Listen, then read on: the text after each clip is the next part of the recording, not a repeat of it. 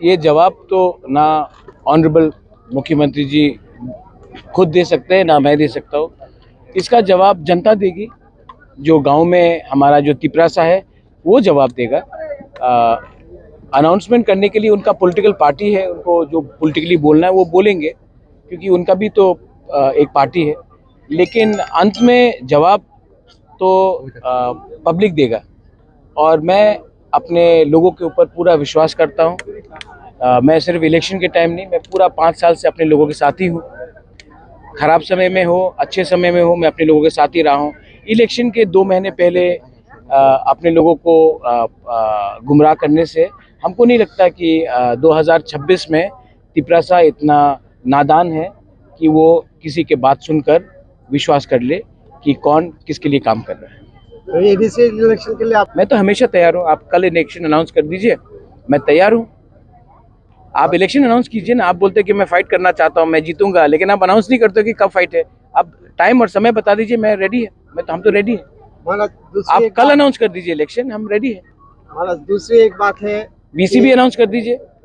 क्या क्या कोरोना चल रहा है। मुख्यमंत्री जी ने बोले हैं कि मौथा जो पार्टी है वो हमला करके और क्या बोलते हैं प्रेशर क्रिएट करके वो अपना पार्टी चला रहे हैं। नहीं, उन्होंने नाम नहीं लिया। उन्होंने नाम नहीं लिया। उन्होंने बोला है, पर्टिकुलरली बोला है रीजनल पार्टी तो और भी है ना, आईपीएफ बोला की भी है, है। और ये भी बोला है कि छोटे भाई की तरह रहने के लिए हमारे साथ है तो छोटे भाई की तरह रहना है, आपको बड़ा भाई नहीं बनना। आपको मीडिया बाइट चाहिए, थोड़ा चटपटा मीडिया बाइट चाहिए। मैं आपको चटपटा मीडिया बाइट नहीं दूंगा। हमारा बड़ा भाई कोई नहीं है। हमारे दोस्त है बहुत, और मैं सब दोस्त का सम्मान करता हूँ, आदर करता हूँ। मेरा बहुत अच्छा रिलेशनशिप है दिल्ली में गृह मंत्री जी अमित शाह जी के साथ। आदरणीय प्राइम मिनिस्टर ने भी जब तिपरासा अकॉर्ड हुआ था, उन्होंने आशीर्वाद दिया था कि ये अच्छे से होगा, और मैं उनसे बात करूंगा। ये अगरतला में कोई भी कुछ बोले, मुझे नहीं लगता है कि मुझे रिएक्ट करना चाहिए। मैं सबका सम्मान करता हूँ, लेकिन हमारा बड़ा भाई कोई नहीं है। मेरा बड़ा बहन है, लेकिन बड़ा भाई कोई नहीं है। हमारा दूसरी एक बात है, और पॉलिटिक्स में कोई किसी का बड़ा भाई नहीं होता है। और आपने अभी एकॉर्ड के बारे में बोला है, तो अभी एकॉर्ड का क्या सिचुएशन है? बहुत दिन हो गया है एकॉर्ड हुआ है, कोई डेवलपमेंट नहीं है। तो मुझे लगता है कि दिल्ली में जो बीजेपी के लीडर्स हैं, जो होम मिनिस्टर है, उनको एकॉर्ड इम्प्लीमेंट करने का मन है। लेकिन स्टेट में कुछ लोग हैं जो नहीं चाहते हैं कि तिपरासा को अधिकार मिले, क्योंकि जिस दिन तिपरासा, सच में बोलूं, ये तिपरा मोथा का फाइट नहीं है, ये हमारा पूरा कम्युनिटी का फाइट है। जिस दिन हमारे कम्युनिटी को अधिकार मिल जाएगा, हमको कोई दबा नहीं सकता। कोई भी पार्टी में हो, कोई दबा नहीं सकता। तो इसी के लिए 1-2 लीडर्स हैं जो अगरतला से दिल्ली को बोल रहे कि अभी मत करो, हम एडीसी इलेक्शन जीतेंगे, उसके बाद हम लोग देखेंगे। तो ये उनका पॉलिटिक्स है, लेकिन मैं पॉलिटिक्स नहीं कर रहा हूँ। मैं चाहता हूँ कि जब अधिकार आए तो जो तिपरासा बीजेपी में भी है, उनके बच्चे को भी अधिकार मिले। जो सीपीएम में है, उनके बच्चे को भी अधिकार मिले। जो कांग्रेस में है, उनके बच्चे को भी अधिकार मिले। क्योंकि अंत में मैं राजनीति भी क्यों आया हूँ, अपने कम्युनिटी को उनका हक देने के लिए। और हक सिर्फ एक पार्टी का नहीं होता है, हक पूरा कम्युनिटी का होता है। तो आपने नोटिस किया होगा कि 1983 में जब एडीसी का डिमांड चल रहा था, श्यामा चरण त्रिपुरा, द्रव कुमार रियांग, रति मोहन जमतिया, नागेंद्र जमतिया, उस समय इंदिरा गांधी एडीसी देने के लिए तैयार हो गई थी। लेकिन अगरतला में कुछ लीडर्स थे, अशोक भट्टाचार्य, ये सब, इन्होंने बोला था रक्त दिवो एडीसी देवो ना। उस समय इंदिरा गांधी ने अगरतला के लीडर्स को, लाइक अशोक भट्टाचार्य को, ओवररूल करके उन्होंने एडीसी हमको दिया।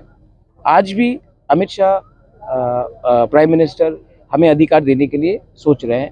अगरतला में वैसे ही कुछ लीडर जो पहले थे दूसरे पार्टी से, आज बीजेपी में हो सकते हैं, कांग्रेस में हो सकते हैं, सीपीएम में हो सकते हैं, उनको लगता है कि अगर तिपरासा को अधिकार मिलेगा तो उनका क्या होगा।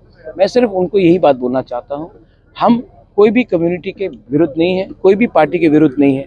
हम सिर्फ चाहते हैं कि हमारा जो गरीब तिपरासा, जो यहाँ के हानि भूसा है, संत सॉइल है, स्थानीय लोग हैं, उनका भविष्य अच्छा हो जाए। और अगर वो हो जाएगा तो विवाद ही खत्म हो जाएगा।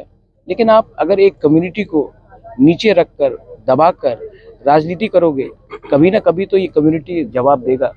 और हमको लगता है कि समय आ गया है, मैं भी समझ गया हूँ बहुत चीज़, समय आ गया है कि ये पॉलिटिक्स नहीं, ये हमारा भविष्य के बारे है, हमारे बच्चे का भविष्य के बारे है। और अगर हम लोग एक हो जाएंगे तो हमें कोई रोक नहीं सकता। अपील नहीं, हिंदुस्तान में सबको अपना धर्म, मैं हिंदू हूँ, मेरे मुसलमान दोस्त हैं, मेरे क्रिश्चियन दोस्त हैं, मेरे बुद्धिस्ट दोस्त हैं। हिंदुस्तान में अधिकार है, कानूनी अधिकार है सबको अपना पूजा पाठ करना, प्रेयर करना, नमाज पढ़ना, प्रार्थना करना। अगर कोई धर्म के नाम में ये सब बात करेगा तो असली मुद्दा में कोई बात नहीं कर रहा है। जैसे कि हम अपना अधिकार के बारे में बात कर रहे हैं, कोई मंदिर के बारे में बात कर रहा है, कोई मस्जिद के बारे, कोई गिरजा के बारे।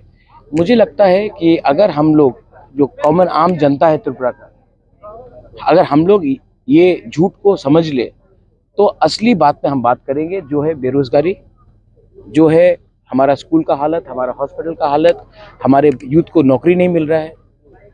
और वो सब में हमारा रास्ते, 1 साल के बाद कॉन्ट्रैक्ट मिलता है, 1 साल के बाद रास्ता बिगड़ जाता है, तो कॉन्ट्रैक्टर कितना कट खा रहा है। ये सब में हमको बात करना चाहिए, लेकिन क्योंकि वो बात में हम करना नहीं चाहते ये लोग, इसके लिए लोग धर्म का पॉलिटिक्स करते हैं। मुझे लगता है कि हिंदुस्तान में शांति रहना चाहिए और वायलेंस नहीं होना चाहिए। मस्जिद हो, मंदिर हो, चर्च हो, बुद्ध मंदिर हो, और जो लोग ईश्वर के ऊपर विश्वास भी नहीं करते, जो एथियस्ट है, उनका भी सम्मान होना चाहिए, क्योंकि ये देश हम सबका है, किसी एक धर्म या किसी एक भाषा या किसी एक लोगों का नहीं है।